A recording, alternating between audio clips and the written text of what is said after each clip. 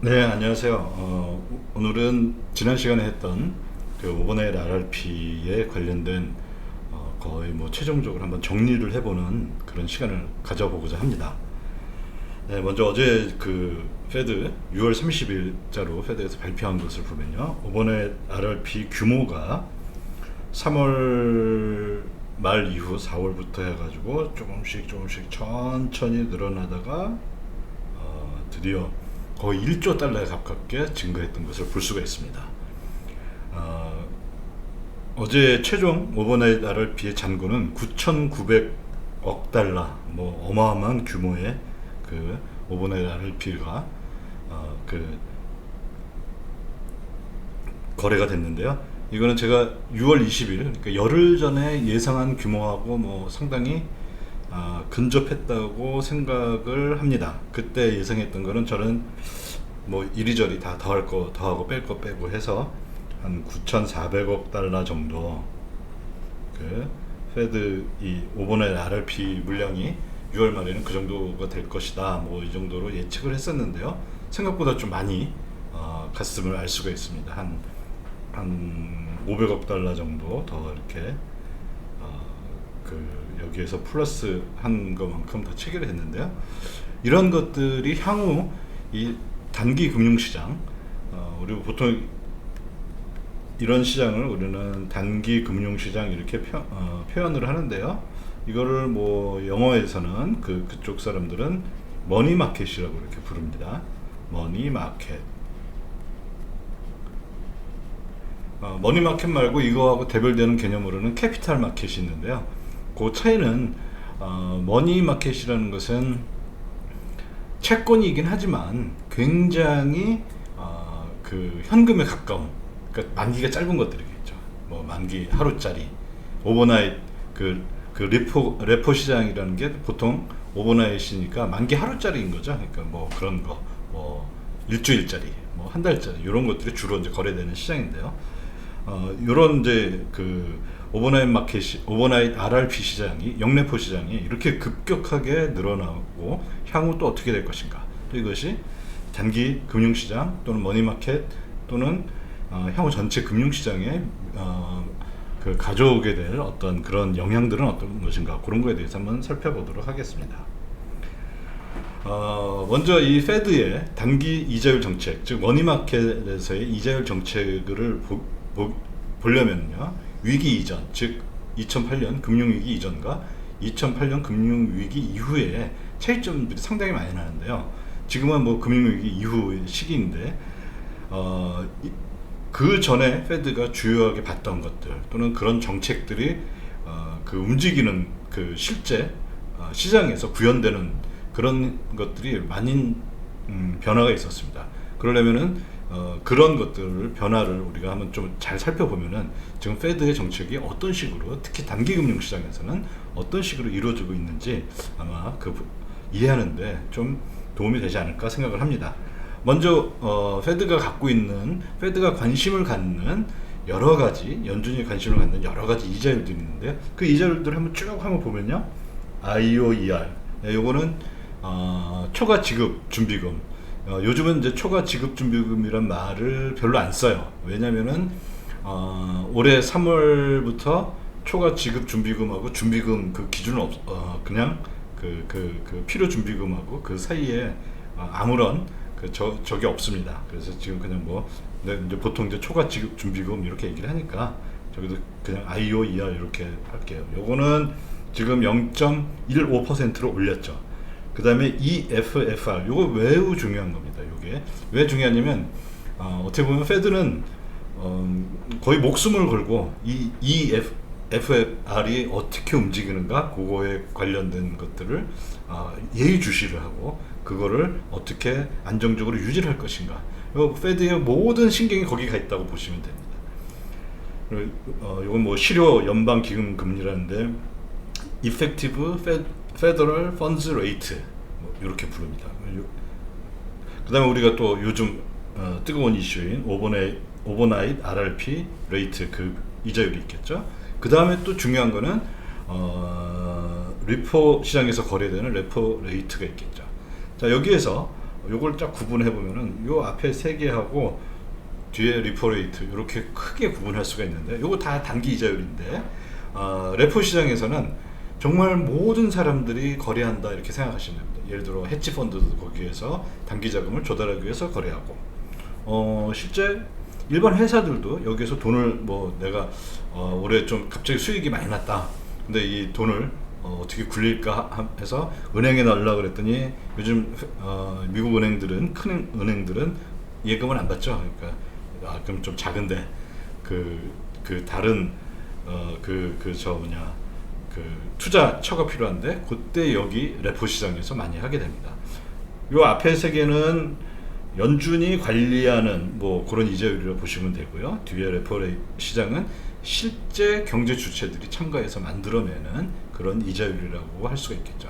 그러니까 왜 요걸 말씀드리냐면은 연준이 관리하는 이 이자율이 실제 이 레포 시장에도 영향을 주기 때문입니다. 왜냐면은 일반 헤지 펀드는 연준하고 직접 거래를 할 수가 없어요. 그렇지만 일반 은행들은 레포 시장에서도 거래를 하고 또 연준하고도 거래를 할 수가 있기 때문입니다.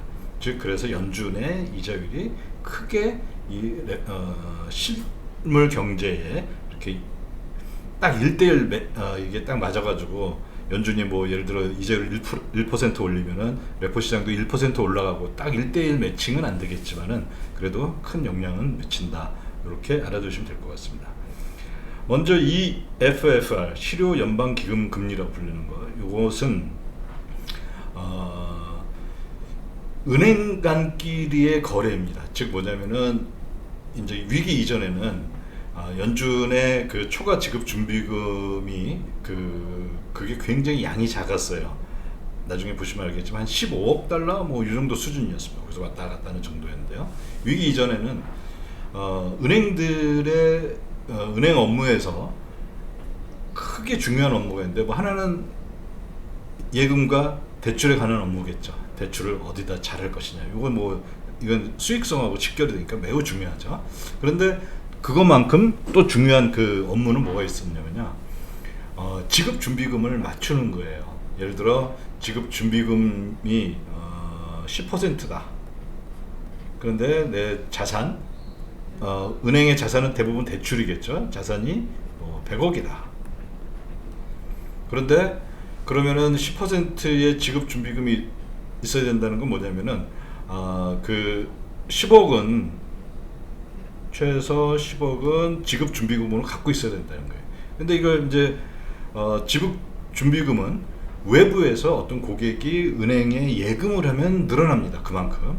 그런데 또 반대로 은행에 있는 고객이 그 예금을 빼서 뭐 집을 산다든지 아니면 다른 은행으로 계좌 이체를 한다든지, 그러면 지급 준비금이 줄어들게 돼요. 그런 것들은 은행이 어떻게 할 수가 없는 거죠. 그러면은 하루 쭉 이제 끝나서 뭐 3시에 영업이 끝났다고 생각하면요, 3시에 영업이 끝나서 쭉 계산을 해보니까 지급 준비금이 어제는 10억 딱 맞추고 있었는데 지금 9억이 됐어요.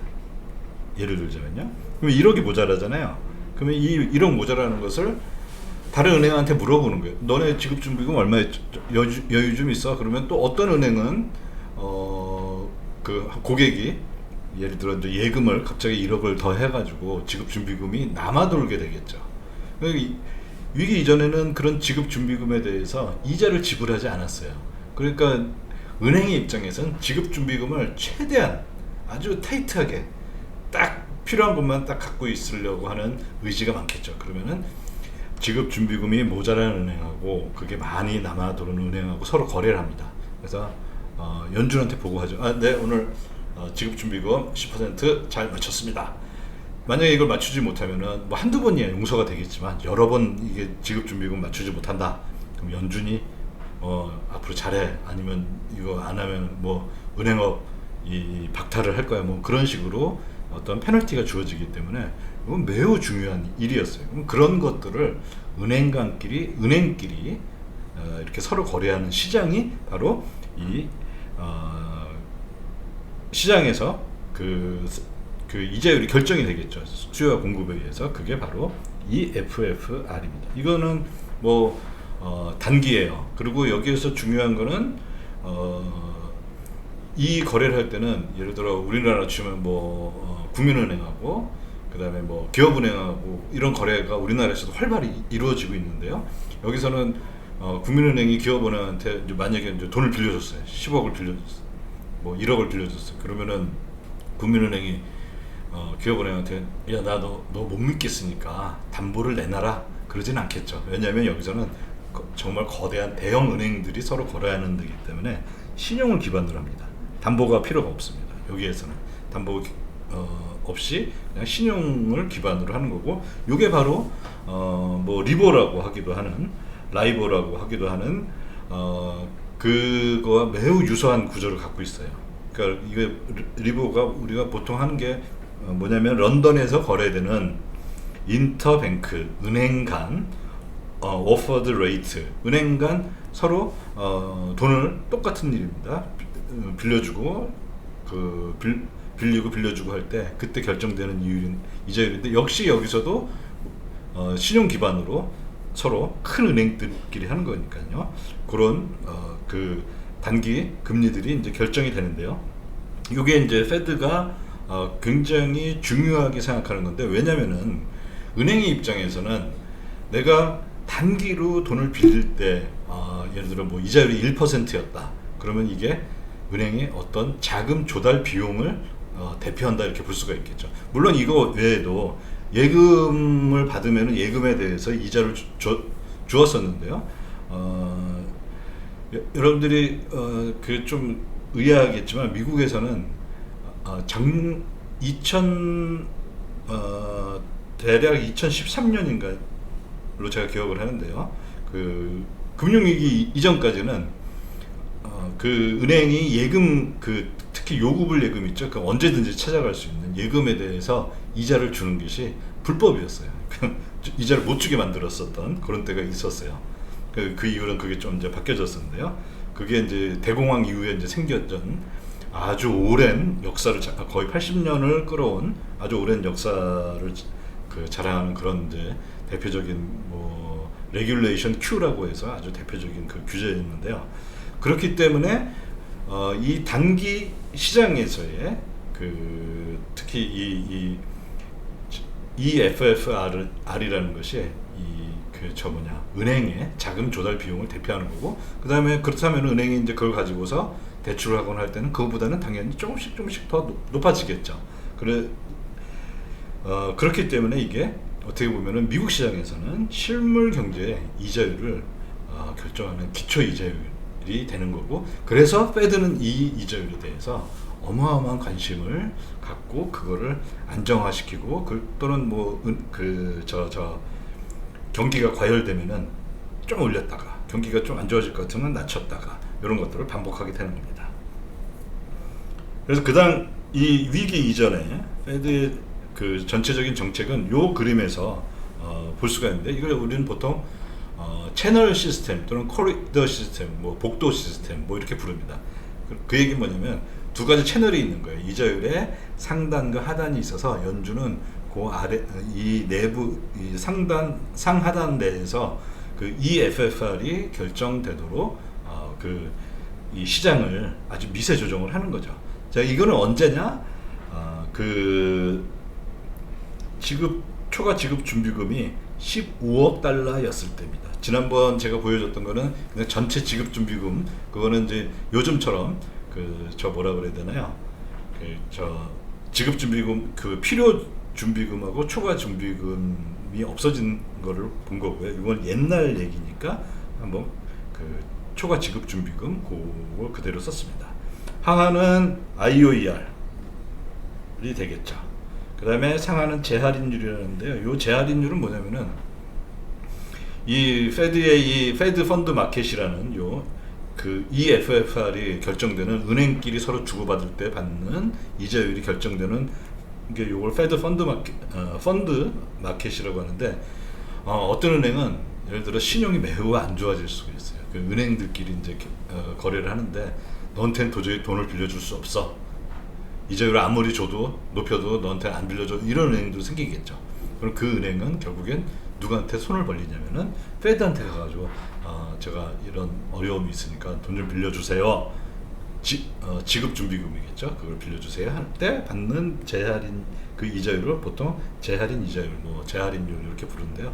여기에서 실제 거래되는 규모는 규모와 횟수는 굉장히 작습니다. 왜냐하면 그 얘기는 뭐냐면 그 은행이 매우 어려워졌다는 거고, 그렇다 그게 딱 이제 알려지면은 금방 알려지죠. 그러면 그 은행의 주가는 사실 완전 곤두박질 치는 거죠. 그래서 아주 그 뭐라 해야 되나, 지극히 예외적인 경우 아니면은 이 재할인 요게 실제 이제 그만큼 뭐 거래되는 일은 거의 없고요. 주로 그래서 요 그 공급 곡선, 그 페드의 공급 곡선과 이 수요, 일반 은행의 수요 곡선이 만나는 데에서 주로 요점이겠죠. 여기에서 EFFR 유효 금리가 여기에서 이제 그 결정이 되는 거겠죠. 자, 요거는 그런데 정책, 이런 단기 이자율 정책은 위기 이전이었습니다. 그때는 뭐 잘 돌아갔어요. 그런데 위기 이후에는, 자, 요 편을 보면은 초과 지급 준비금만 제가 따로 뽑아서 본 건데요. 위기 이후에는 보면은 거의 0이죠. 위기 이전에는요, 이게 15억 불 정도밖에 안 됐습니다. 그러다가 이게 어마어마하게 컸죠. 지금 대략 2.8조 원의 초과 지급 준비금이 있습니다. 거기에다가 필요 지급 준비금을 더하면은 대략 3.8조 달러 정도 됩니다. 지금. 그럼 이게 거의, 이게 지금 몇 배 올랐냐면요, 초과 지급 준비금에 대해서 보면은 거의 뭐 2,000배 그 정도 오른 상태입니다. 그 규모가요. 그러면 당연히 이런 상황에서 EFFR이 어떻게 결정이 되느냐, 이것도 바뀌어지겠죠. 그리고 거기에 참여하는, 재밌게도 주체도 바뀌어집니다. 자, 위기 이후에는 페드는 처음에 뭐라고 불렀냐면요, 이것을 플로우 시스템이라고 불렀습니다. 바닥 시스템이라는 거죠. 바닥이라는 건 뭡니까? 더 이상 내려가지 못하게 하겠다는 거죠. 즉 무슨 얘기냐면, 아까 위기 이전에는 요 지점에서, 즉 15억 달러 요 지점에서 EFFR이 이제 결정이 됐습니다. 그런데 2008년 위기 이후에 지금까지 쭉 보면은 이 지급 준비금의 공급이 어마어마하게 늘었습니다. 여기에서는 뭐 사실 요거밖에 없는데요. 사실 뭐 하자면 제대로 그리려면 저 뒤에가 있겠죠. 공급 곡선이 저 뒤에 이렇게 이제 아마 그려져 있을 겁니다. 근데 하여튼 위기 이후에는 이게 어마어마하게 그 공급이 늘어났고요. 그 결과 모든 이자율은 IOER에서 결정이 됐겠죠. 위기 이후에는 뭐 대략 0.25에서 뭐 왔다 갔다 했었죠. IOER이 0.25였다. 지금은 이제 0.15지만요. 이게 굉장히 굉장히 차이가 많이 나고 있는 거죠. 예전에 이제 상황하고요. 이런 상황에서는 이게 요 부분을 우리가 아주 좀 자세히 들여다보면요, 지금 현재 이 모습에 또 거의 비슷한 모습이 나와요. 그러니까 정확히는 이렇게 되는데요. 그걸 확대해서 보면요, 현재는 이런 식으로 됐습니다. 바닥 시스템이 현실적으로 어떻게 작동하는가 보는데요. 그거는 뭐 어떤 식으로 이제 이게 이제 주어져 있냐면요, 이만큼 0.15, 그 다음에 최근에 그 오버나잇 RRP 이게 0.05, 이제 상단과 하단이 바뀌어 버렸죠. 위기 이전에는 그 재할인율, 그 다음에 맨 밑이 뭐였냐면 IOER였어요. 맨 밑이 IOER이었는데 그게 0%였죠. 그런데 이제는 완전히 바뀌었습니다. IOER이 상단이 됐고 오버나잇 RRP 이게 하단이 돼버린 상태가 됐습니다. 그리고 뭐 그 규모는 뭐 대략 2.8조고요. 그럼 여기에서 요게 그 페드 펀드 마켓에서 수요와 공급에 따라서 뭐 조금 올라가기도 하고요, 조금 내려가기도 하고, 뭐 이렇게 이제 결정이 되겠죠. 자, 그러면 이 수준만 변했느냐, 즉 지급준비금의 수준이 15불에서 2.8조 2조 8천억으로 이렇게 늘어는 그것만 변했느냐, 그게 아니라 실제 시장 참가자가 변했습니다. 아까 페드 펀드 마켓이라는, 즉 유효 실질 금리를 유효 이펙티브 페드 펀드 레이트를 결정하는 참가자는 아까는 뭐였냐면 은행끼리의 거래를 했었죠. 그런데 위기 이후에는 은행끼리 거래를 안 하고 GSE라는, 이거는 뭐냐면은 미국의 부동산 대출을 전문으로 하는 정부 출자 기관입니다. 모기지 은행 뭐 이렇게 보시면 되는데요. 요 은행하고 그다음에 미국의 실제 미국에서 지점을 갖고 운영하는 외국 은행들이 있죠. 외국계 은행하고 거래를 해요. 여기 지금 현재 상황에서는. 왜냐? 이 시장의 구조 자체가 누구는 리저브를 가질 수가 있고 누구는 리저브가 없고 지급준비금이겠죠. 그런 상황 속에서 참가자들이 변화하게 생깁니다. 이게 어떤 게 생기냐면요. 재밌게도 이 GSE라는 모기지 은행은 지급준비금에 대해서 이자율을 안 줘요. 여기는 0%예요.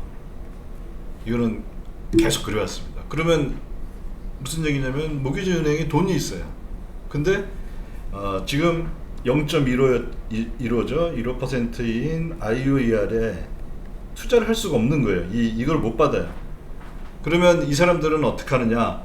야, 돈 필요한 사람 있어? 내가 빌려줄게. IOER보다는 좀 싸게 빌려줄게. 이렇게 얘기를 할 수가 있겠죠. 그 다음에 저 밑에 하단인 오버나잇 RRP보다는 당연히 비싸게 하겠죠. 그럼 돈은 누가 필요하냐? 외국계 은행들은 저 돈 필요합니다. 왜냐하면 외국계 은행이 예를 들어 뭐 우리나라 국민은행이 또는 뭐 하나은행이 미국에 가서 지점을 트고 거래한다는 거는 뭐 여러 가지가 있겠지만요. 미국에서 미국 시민들을 대상으로 해서 예금을 받아서 그거를 대출을 해주는 업무를 하려고 가는 거보다는, 왜냐면 미국 사람이라면은 뭐 JP 모건 은행도 있고 뭐 골드만삭스도 있고 뱅크 오브 아메리카도 있고 뭐 웰스파고도 있고 큰 은행들이 많죠. 거기다 예금을 하지 저 어디서 듣도 보도 못한 아시아의 한 나라의 은행에다 예금하지 않겠죠. 그러면 이 외국계 은행이 미국에 가서 영업을 하는 주 요인은 뭐냐면은 달러를 확보하기 위해서, 즉 달러를 자기는 끌어들이려고 하는 거겠죠. 달러를 대출을 주로 수요를 하는 거겠죠. 즉 외국 은행으로부터 미국으로부터요. 그렇기 때문에 주로 이 외국 은행은 이 자금의 수요자가 됩니다. 그런데 GSE는 모기지 은행이니까 모기지를 담보로 받고 하면은 대출을 해주고 또는 그런 과정에서 이 돈들이 이제 생기죠. 그래서 여기는 이제 공급을 해줍니다.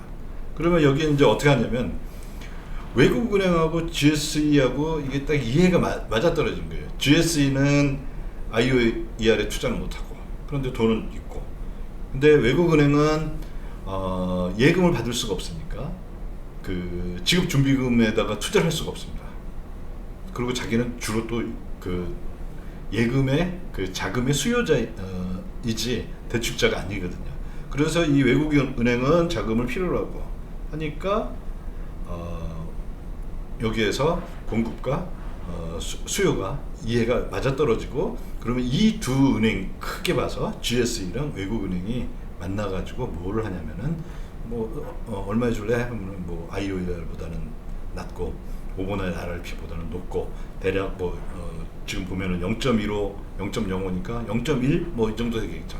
그거에 대해서 이렇게 서로 저걸 해줍니다. 서로 이제 거래가 되겠죠. 그러면 이 외국은행은 뭘 하냐? 여기에서 돈을 받았어요. 그러면 자기 대차 대조표에 어떻게 예금을 받은 거라 보시면 되죠. 외국은행 예금 생기죠. 은행이 예금을 받으면 바로 지급 준비금이 생기죠. 자, 지급 준비금이 생겼습니다. 이 예금을 얼마에 받았냐면 뭐 예를 들어 0.1%에 받았어요. 그럼 준비금 뭐 할까요? 다른 데다 그 예를 들어 그 다른 그 저 뭐냐 채권을 살 수도 있지만 제일 손쉬운 방법은 다시 IOER에 이걸 투자하면 되겠죠. 그러면 여기는 0.15니까 나중에 하다 보면 얼마가 될까요? 0.05% 수익이 되겠죠. 외국의 은행들은 이거를 많이 할 요인이 있어요. 근데 이게 또 재밌는 게 지금 그 현재 큰 은행들 있죠. 뭐 JP 모건이라든지 뭐 웰스파고라든지 뭐 이런 은행들은 이거를 할 이유가 없습니다. 왜냐? 일단 IOER 이거보다 이자율이 높고 그다음에 또 뭐가 있냐면은 지금 현재 그 SLR 규제 때문에 더 이상 뭘 할 수가 없습니다. 이 은행들은 더 이상 영업 활동을 자기 자산을 늘리는 영업 활동을 할 수가 없어요. 그래서 이 친구들은 큰 은행들은 이 시장에서는 빠져 있겠죠. 그러면 이제 이 EFFR이 결정이 되는 거는 즉 외국계 은행과 이런 저거겠죠. 그 GSE하고 거래에 의해서 결정되는데 이 얘기는 뭐냐면 예전에 페드 펀드 마켓은 은행끼리의 거래에 의해서 그 이자율이 결정이 됐는데 이제는 그리고 그게 어떻게 보면은 은행의 그 자금 그 조달 비용의 가장 그 기초를 이루는 거였고 이게 결국에는 실물 경제로 그 가는 데 있어서 저기 매우 중요한 저걸 만들어줬죠. 그 뭐냐 기초가 되는 그런 이자율이 됐었는데 이제는 이 페드 펀드 마켓에서의 그 이자율 EFFR은 뭐냐면은 그냥 외국계 은행의 차익거래 그 창구만 제공하고 있는 그런 시장이 되어버렸습니다. 그래서 이런 것들에 대해서 많은 그 전문가들은 이제 페드 펀드 마켓은 예전에 2008년 위기 이전에는 나름대로 큰 굉장히 중요한 그 지표가 됐었는데 그 이자율이라는 게 근데 이제는 좀비 시장화 됐다. 시장 자체가 이게 뭐 실제 그 미국 국내 기관들이 서로 이렇게 그 자금을 서로 융통하는 시장이 아니라 이 저거죠. 그러니까 어떤 규제가 달라짐으로 인해서 즉 이 외국계 은행은 미국 은행의 규제를 받지 않고 있어요. 그래서 이 규제를 회피하는 규제 차익 거래가 가장 활발하게 일어나는 장이 돼버렸다. 뭐 좀비 시장화 됐다. 뭐 이렇게 얘기들을 하고 있습니다. 자, 페드의 단기 이자율 정책을 한번 그 참여자들을 본다면요, IOER 방금 했던 거를 정리하는 거죠. 예금은행이 여기다 그냥 돈 들어오면 여기다 그냥 파킹하는 거죠. 그 다음에 이 FFR이 이게 결정되는 요 시장은 GSE랑 외국은행이 있습니다. 그 다음에 아직 안 한 거 있죠. 오버나이트 RRP에는 누가 들어가느냐? MMF 그 우리로 치면 뭐 뮤추얼 펀드라고 하는데요. 단기 시장에서 그 주로 아주 핵심적인 역할을 하는 이 친구들은 여기에다가 투자를 합니다. 근데 이거를 그 지난번 FOMC 회의 이후에 어마어마하게 올렸죠. 0에서 0.05 이게 얼마나 어마어마한 건지 그거에 대한 얘기들은 한번 쭉 이후에 어떤 나비 효과를 불러일으켰는지 찾아보도록 하겠습니다. 요 시점이 바로 그 페드 펀드 마켓 여기에서 이제 거래되는 이자율들이 있고요. 그 다음에 요게 이제 저거죠. 그 레포 시장에서 실제 레포 시장에서 이제 거래되는 건데요. 그 다음에 우리가 쭉 봤던 그 이펙티브 그 레이트는 바로 요거에 해당합니다. 요거죠. 그럼 보면 보통 여기서는 0.08의 거래가 되는데요. 대략 0.15하고 5의 중간인 0.10 요 정도 수준에서 거래가 되는 걸 알 수가 있고요. 그러면 미국 시장의 이 단기 이자율을 어떻게 보면은 그거를 드러내주는 대표적인 시장은 뭘까? 그거는 처음에 말씀드렸듯이 레포 시장입니다. 당연 레포 시장인데 이게 바로 뭐냐면 레포 시장하고 아까 했던 페드 펀드 마켓 있죠. 그 둘 사이 거래량을 본 거예요. 이 밑에가 페드 펀드 마켓이고요. 이 위에가 레포 시장인데 대략 1조 달러에서 거래되고 있습니다. 거래량이 매일 대략 하루에 1조 달러가 거래되는데요. 여기 페드 펀드 마켓은 얼마 거래되고 있냐면요. 한 그러니까